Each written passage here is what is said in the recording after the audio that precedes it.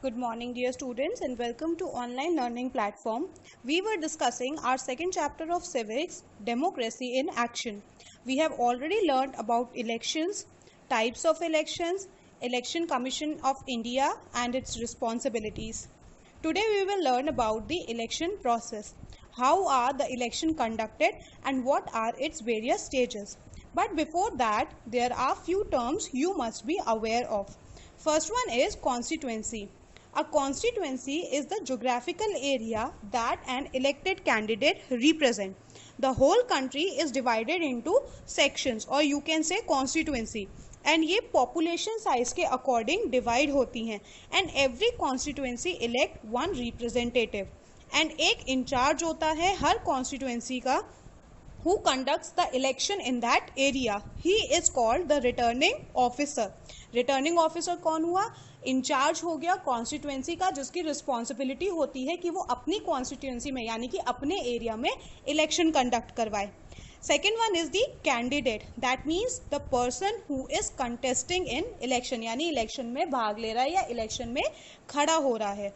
Now there are certain criteria which must be fulfilled before contesting in election. That means कुछ ऐसे criteria बनाए गए हैं, कुछ ऐसे पॉइंट्स होते हैं जो कि आपको फुलफिल करने पड़ते हैं if you want to participate in the election as candidate, right. जैसे कि फॉर एग्जांपल कि the person must be a citizen of India of course and he should be of 25 years और मोर.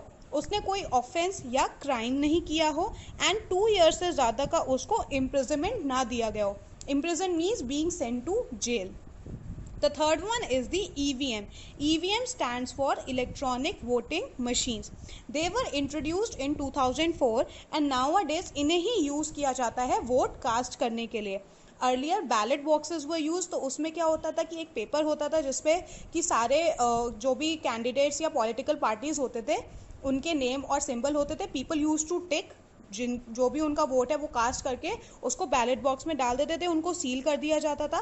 लेकिन अब क्या हो रहा है, अब ये इलेक्ट्रॉनिक मशीन आ गई है. इसमें भी क्या होता है कि पार्टीज़ के नेम होते हैं, सिंबल होते हैं और उसके आगे एक बटन होता है जो कि आपको प्रेस करना होता है. जैसे ही आपने बटन प्रेस किया that means that you have casted your votes. बाद में क्या किया जाता था कि इन सारी जो भी ईवीएम्स हैं इनको कलेक्ट करके एक सेंट्रल प्लेस पे ले जाया जाता है.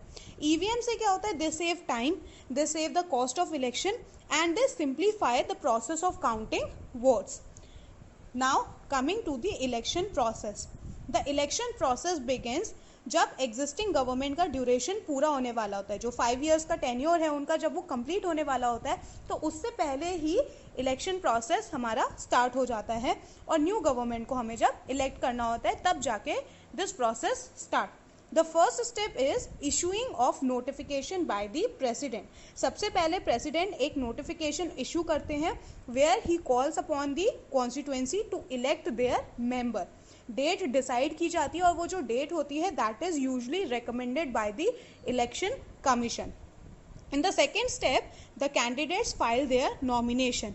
इलेक्शन कमीशन एक डेट अनाउंस कर देते हैं कि दिस इज़ द डेट जिसको भी अगर इलेक्शन में कंटेस्ट करना है वो इस डेट तक अपना नॉमिनेशन फाइल कर दे. नॉमिनेशन यू कैन से एक तरीके का रजिस्ट्रेशन. जैसे आप स्कूल में एडमिशन लेते हो तो उसके लिए आपको अपना एडमिशन फॉर्म भरना पड़ता है जिसमें कि आप अपनी डिटेल्स फिल करते हो. सिमिलरली इलेक्शंस के लिए भी आपको एक प्रोफॉर्मा मिलता है, एक फॉर्म मिलता है, उसमें आपको अपनी डिटेल्स फुलफिल करनी होती है. That is called as nomination. ये जो प्रोसेस होता है of filing your proforma that is known as the nomination. तो क्या करते हैं कैंडिडेट्स, वो क्या करते हैं, वो अपना नॉमिनेशन फाइल करते हैं and candidates are also free कि अगर वो अपना नेम विड्रॉ करना चाहते हैं या वापस करना चाहते हैं तो वो उसको भी कर सकते हैं. They are free. लेकिन ये सारा काम कब तक होना है, जो लास्ट डेट आपकी दी गई है बाय द इलेक्शन कमीशन उस डेट तक ये सारे काम हो जाने चाहिए. The third step is the scrutiny of the candidate. Scrutiny means to find out या to search out. That means कि हर एक एप्लीकेशन का या नॉमिनेशन को बहुत प्रॉपरली क्या कहा जाता है, उसको people use to go through it, बहुत कीनली उसको बहुत प्रिसाइजली एक एक इन्फॉर्मेशन को चेक किया जाता है एंड उसके बाद नेम फाइनलाइज होते हैं. अगर कुछ ऐसे फॉर्म्स आते हैं जो कि आपका जो क्राइटेरिया है वो फुलफिल नहीं कर रहे हैं तो उनको रिजेक्ट कर दिया जाता है और उसके बाद एक फाइनल लिस्ट प्रिपेयर की जाती है कि दीज पर्सन आर एलिजिबल जो कि इलेक्शन में कंटेस्ट कर सकते हैं.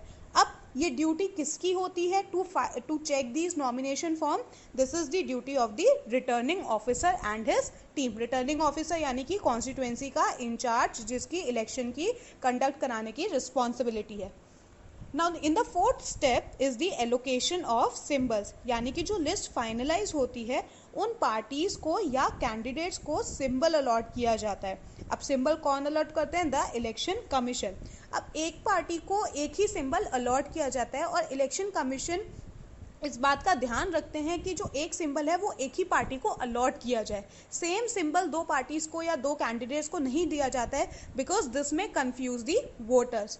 सो वन पर्सन इज गिवन या one political party is given one symbol only. The fifth step includes the election manifestos and the campaigning. Election manifesto is a written declaration जिसमें political party या candidate की policies and programmes mention होते हैं। और campaigning क्या हो गया? Campaigning is the process by which candidate influence the voters to vote for them. इसके लिए वो क्या करते हैं? बहुत सारे डिफरेंट मीडियम्स यूज़ करते हैं, जैसे रैलीज ऑर्गेनाइज करते हैं, स्पीच देते हैं, मीटिंग्स ऑर्गेनाइज करते हैं, बैनर्स बनवाते हैं, पोस्टर्स लगवाते हैं। These are the certain various measures या मीडियम्स जिनके थ्रू वो क्या करते हैं? कैंपेनिंग करते हैं, वोटर्स को अवेयर कराते हैं उनकी पॉलिसीज एंड प्रोग्राम्स के बारे में और उनको इन्फ्लुएंस करने की कोशिश करते हैं ताकि they should vote for their in favour of them. The sixth step is the polling, यानी कि वोट देना। जो डेट डिसाइडेड होती है उस दिन people go and cast their vote. कहाँ जाते हैं? They go to the polling booth and they need to take their photo identity card. Photo identity card is very important. हमने फर्स्ट चैप्टर में भी पढ़ा है कि जब तक अगर आपके पास वोटर आईडी नहीं होगी तब तक आपको वोट देने नहीं देंगे। उसके बिना you can not cast your vote. वहाँ पर बहुत सारे ऑफिसर्स होते हैं, गवर्नमेंट एम्प्लॉयज़ होते हैं जो कि दे चेक द इंफॉर्मेशन, आपकी डिटेल्स चेक करते हैं, वोटर्स लिस्ट पे आपका नेम चेक करते हैं, उसके बाद you can cast your vote. After the polling the next step is the counting and declaration of result. बहुत हैवी एंड टाइट सिक्योरिटी के अंडर जो ईवीएम्स है यानी कि इलेक्ट्रॉनिक वोटिंग मशीन्स हैं उनको एक सेंट्रल प्लेस पे लाया जाता है एंड वहाँ पर काउंटिंग स्टार्ट होती है। इसकी ड्यूटी भी होती है रिटर्निंग ऑफिसर की। रिटर्निंग ऑफिसर के अंडर ही ये सारा वर्क होता है, ईवीएम्स को लाया जाता है एंड जो काउंटिंग होती है वो भी उनके अंडर होती है। एंड आफ्टर दैट जब काउंटिंग हो जाती है तो returning officer declares the name of winner, यानी कि ऐसा कैंडिडेट जो कि मेजॉरिटी नंबर ऑफ वोट्स के या मैक्सिमम नंबर ऑफ वोट्स के साथ जीत जाता है।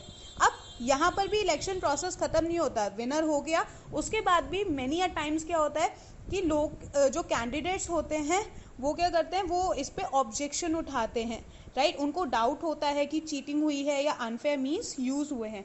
Then they can file a petition in the high court. This is the last step, that is election petition. And उसके बाद क्या होती है? Inquiry is done and in case the EVMs are destroyed और लॉस्ट या फिर if it is found कि yes unfair means use हुए हैं, then elections are conducted again. So this was the complete election process. I hope you have understood it. In case of any doubt, any query, please ask. Thank you for today. Have a nice day and keep learning.